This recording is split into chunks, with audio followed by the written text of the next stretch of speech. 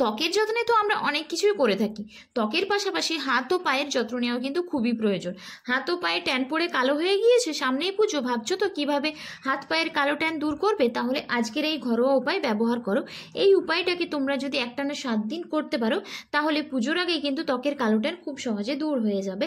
আমি আমার ত্বকের যত্নে যে রেমেডিটা ব্যবহার করি হাত পায়ের ট্যান তোলার জন্য, সেটাই ভাবলাম আজকে তোমাদের সঙ্গে শেয়ার করি। তো চলো বন্ধুরা, আর বেশি না কথা বলে চটপট করে রেমেডিটা দেখে নেবে চলো। আর তার আগে বলবো, এখনো পর্যন্ত যারা আমার চ্যানেলটিকে সাবস্ক্রাইব করেনি তারা আমার চ্যানেলটিকে অবশ্যই সাবস্ক্রাইব করে রাখো এরকম নতুন নতুন স্কিন কেয়ার এবং হেয়ার কেয়ারের রেমেডি পাওয়ার জন্য। তো চলো বন্ধুরা, চটপট করে দেখে নেবে চলো আজকের উপায়টা।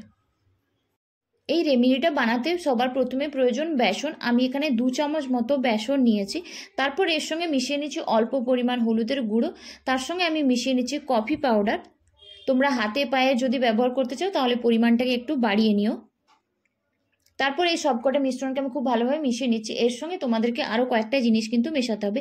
এরপর আমি এখানে মেশাচ্ছি পাতিলেবু। পাতিলেবুর রসের মধ্যে রয়েছে ভিটামিন সি, যা আমাদের ত্বকের মধ্যে থাকা যে কোনো ধরনের কালো দাগছোপকে কিন্তু খুব সহজে দূর করে দেয়। পাতিলেবুর রস কিন্তু তোমাদেরকে এখানে অবশ্যই করে মেশাতে হবে। তারপর এখানে আমি নিচ্ছি 3 চামচ মতো টক দই। যেহেতু আমি হাতে পায়ে ব্যবহার করব, সেই জন্য আমি একটু বেশি পরিমাণে রেমেডিটাকে বানিয়ে নিচ্ছি। টক দই আমাদের ত্বকের মধ্যে থাকা যে কোনো ধরনের কালো দাগছোপ, সানট্যানকে কিন্তু খুব দ্রুত দূর করে দেয়। তোমরা যদি রেগুলার স্নান করতে যাবার আগে নর্মালি একটু টক দই মুখের মধ্যে ব্যবহার করতে পারো, তাহলেও কিন্তু তোমরা তোমাদের ত্বক থেকে ট্যানকে কিন্তু খুব সহজে দূর করতে পারবে। তো আমার এখানে রেমেডিটা বানানো হয়ে গেছে। এরপর আমি এটাকে আমার হাতে, গলাতে বা যে জায়গাগুলোতে আমার ট্যান পড়ে গেছে সেখানে আমি এটা ব্যবহার করে দেখাবো। আমাদের পিঠের মধ্যে ট্যান পড়ে যায়, গলাতেও ট্যান পড়ে যায়, কারণ সবসময় তো আমরা ফুল স্লিভ জামা পরে থাকতে পারি না। অনেক সময় আমরা হাত কাটা জামা পরি বা স্লিভলেস জামা পরে থাকি। তো তার ফলে কি আমাদের হাতে, পায়ে, গলাতেও ট্যান পড়ে যায়। যে কোনো রেমেডি ব্যবহার করার আগে তোমরা সবার প্রথমে জল দিয়ে খুব ভালোভাবে সেটাকে ক্লিন করে নিও। তোমরা চাইলে স্ক্রাবিংও কিন্তু ব্যবহার করতে পারো। তো সবার প্রথমে আমি আমার হাত পাটাকে খুব ভালোভাবে জল দিয়ে পরিষ্কার করে নিচ্ছি। এরপর আমি এই ফেস প্যাকটাকে বা যে হাত পায়ের ট্যানে লাগানোর জন্য যে রেমেডিটাকে তৈরি করলাম সেটাকে আমি ব্যবহার করব।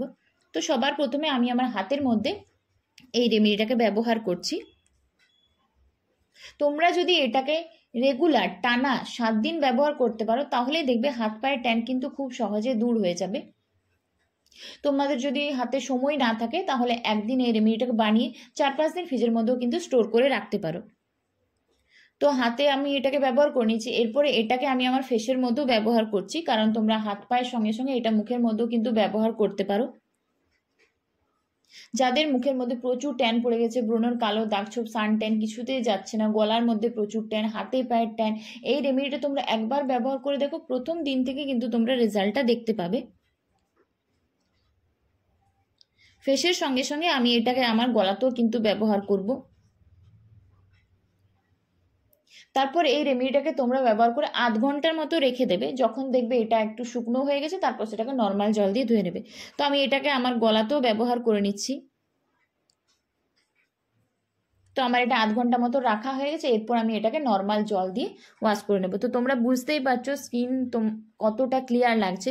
তোমরা নিজেরা একবার ব্যবহার করে দেখো, তাহলে বুঝতে পারবে। তো এটাই ছিল আজকের একটা ছোট্ট রেমেডি। পুজোর আগে যদি তোমরা হাত পায়ের ট্যান, মুখের কালো দাগছোপকে খুব সহজে দূর করতে চাও, তাহলে এই রেমেডিটা অবশ্যই ব্যবহার করে দেখো। আর কেমন রেজাল্ট পেলে সেটা নিচে অবশ্যই কমেন্টস করে জানিও। তো চলো বন্ধুরা, আজকের মতো এইটুকুই। আবারও চলে আসবে নতুন কোনো ভিডিও নিয়ে। আর সবশেষে কিন্তু তোমরা যে কোনো ধরনের একটা সানস্ক্রিন কিন্তু অবশ্যই ব্যবহার করে নিও।